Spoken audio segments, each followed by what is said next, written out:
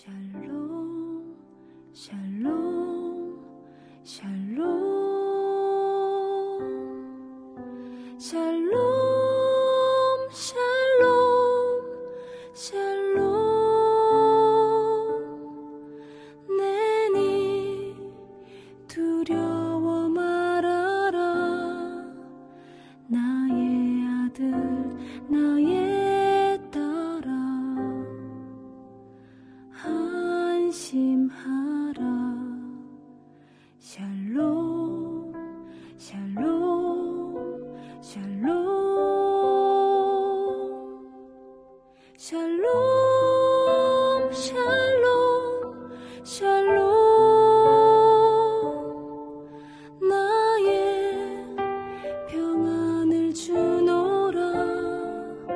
세상과는 다른 평안. 두려워 마라. 샬롬.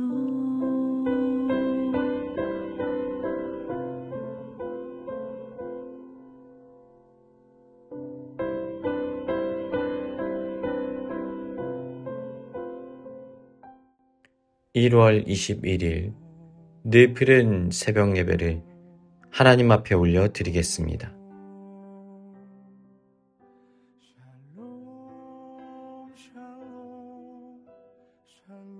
창세기 22장 1절부터 2절. 그 일 후에 하나님이 아브라함을 시험하시려고 그를 부르시되 아브라함아 하시니 그가 이르되 내가 여기 있나이다. 여호와께서 이르시되 내 아들 내 사랑하는 독자 이삭을 데리고 모리아 땅으로 가서 내가 내게 일러준 한 산 거기서 그를 번제로 드리라. 6절부터 7절. 아브라함이 이에 번제 나무를 가져다가 그의 아들 이삭에게 지우고 자기는 불과 칼을 손에 들고 두 사람이 동행하더니 이삭이 그 아버지 아브라함에게 말하여 이르되 내 아버지여 하니 그가 이르되 내 아들아 내가 여기 있노라. 이삭이 이르되 불과 나무는 있거니와 번제할 어린 양은 어디 있나이까. 아브라함이 이르되 내 아들아 번제할 어린 양은 하나님이 자기를 위하여 친히 준비하시리라. 10절부터 12절. 손을 내밀어 칼을 잡고 그 아들을 잡으려 하니 여호와의 사자가 하늘에서부터 그를 불러 이르시되 아브라함아 아브라함아 하시는지라. 아브라함이 이르되 내가 여기 있나이다 하매 사자가 이르시되 그 아이에게 내 손을 대지 말라. 그에게 아무 일도 하지 말라. 내가 내 아들 내 독자까지도 내게 아끼지 아니하였으니 내가 이제야 내가 하나님을 경외하는 줄을 아노라. 아멘. 성경 역사상 수많은 인물들이 있었지만 하나님께서 직접 나의 벗이라고 불러주신 사람은 아브라함이 유일합니다. 하나님은 왜 아브라함을 나의 친구라고 부르셨던 것일까요? 요한복음 15장 15절에서 예수님은 친구의 정의를 이렇게 내리고 있으십니다. 종은 주인이 하는 것을 알지 못함이라. 너희를 친구라 하였노니 내가 내 아버지께 들은 것을 다 너희에게 알게 하였음이라. 친구는 누군가의 마음을 헤아리고 이해하는 것을 말합니다. 주인의 명령만 따르는 것이 종의 모습이라면 그분의 마음과 감정, 그 뜻을 헤아릴 줄 아는 자는 친구입니다. 오늘 본문 창세기 22장의 모리아산 사건은 하나님께서 아브라함을 자신의 가장 깊은 마음속으로 초대하시는 장면입니다. 어느 날 하나님께서 아브라함을 부르셨습니다. 내 아들 내 사랑하는 독자 이삭을 번제로 드리라. 100세에 얻은 아들을 죽이라는 이해할 수 없는 명령이 떨어집니다. 보통의 사람이라면 아니 그 누구라도 이 명령을 지킬 수가 없었을 것입니다. 그런데 아브라함은 다음 날 아침 일찍 아무 말 없이 그 길을 떠나게 됩니다.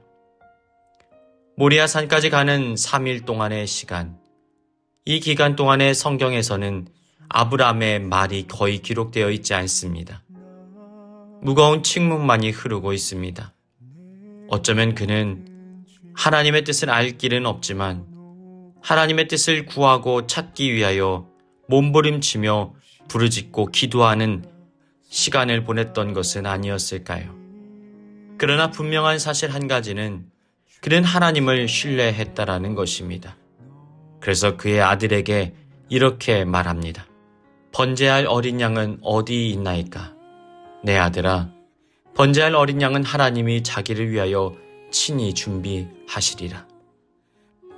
상황과 환경이 이해되지 않아도 하나님을 신뢰하기에 그는 순종으로 이 고통의 산을 오르고 있었던 것입니다. 아브라함은 산에 도착하여 제단을 쌓습니다. 나무를 버려놓습니다. 그리고 아들 이삭을 결박하여 제단 위에 눕힙니다. 그리고 손에 칼을 들고 내려치려 합니다. 이 순간 아브라함의 심정이 어떠했을까요? 눈에 넣어도 아프지 않을 아들을 죽여야 하는 그 고통은 이루 말로 표현할 수 없었을 것입니다. 심장이 갈기갈기 찢어지는 아픔이 아니었을까요? 아브라함이 순종함으로 칼을 내려치려는 찰나 다급한 음성이 들려집니다. 아브라함아, 아브라함아, 그 아이에게 내 손을 대지 말라. 그리고 하나님께서는 이렇게 말씀하십니다. 내가 내 아들 내 독자까지도 내게 아끼지 아니하였으니 내가 이제야 내가 하나님을 경외하는 줄을 아노라. 그런데 하나님께서는 왜 이런 테스트를 하셨던 것일까요? 어쩌면 이 사건은 하나님께서 아브라함을 나의 친구, 나의 벗이라고 부르는 그 이유를 설명하고 있습니다. 아브라함이 칼을 높이 든 바로 그 순간 그는 누구의 마음을 미리 알게 되었던 것일까요? 바로 이 장소 모리아산 예루살렘에서 죄인인 우리를 살리기 위하여 하나뿐인 아들 예수 그리스도를 십자가에 못 박아야 했던 하나님 아버지의 마음을 느꼈을 것입니다. 하나님은 아브라함에게 이렇게 말씀하고 싶으셨던 것 같습니다. 아브라함아, 너는 내 마음을 알고 있느냐?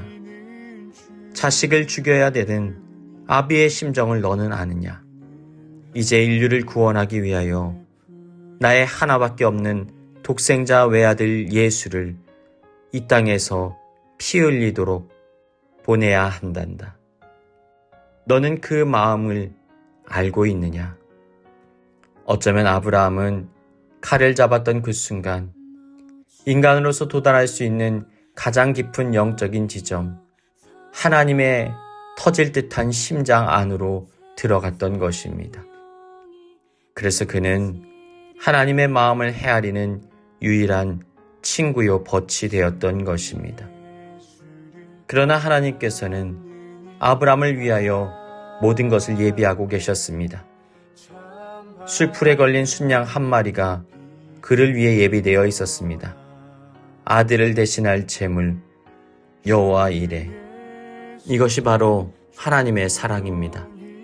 아브라함을 친구라 부르시고 그에게는 상처 하나 입히지 않으시고 모든 아픔과 대가는 당신이 홀로 치르시는 사랑. 어쩌면 그 어린 순양은 예수 그리스도를 상징하고 있습니다. 아브라함은 그날 여호와 이레의 하나님을 만나며 하나님의 그 크신 예비된 사랑 앞에 엎드려 경배할 수밖에 없었을 것입니다.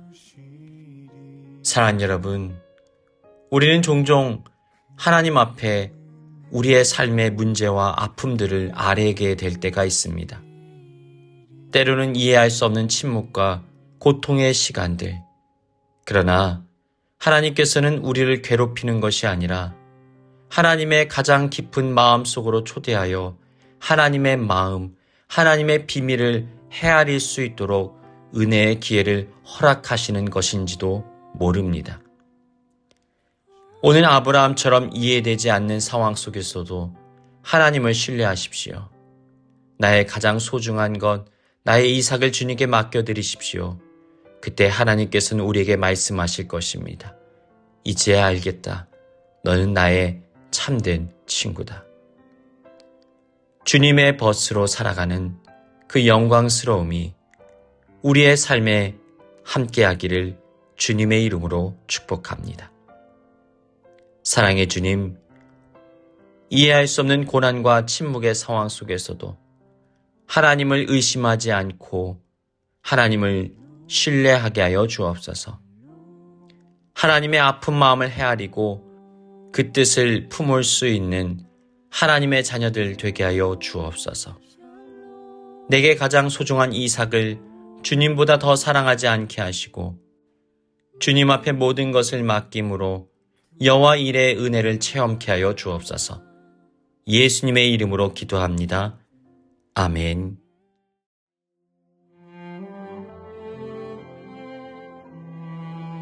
교회 주신 공동의 기도 제목을 가지고 다 같이 기도하겠습니다.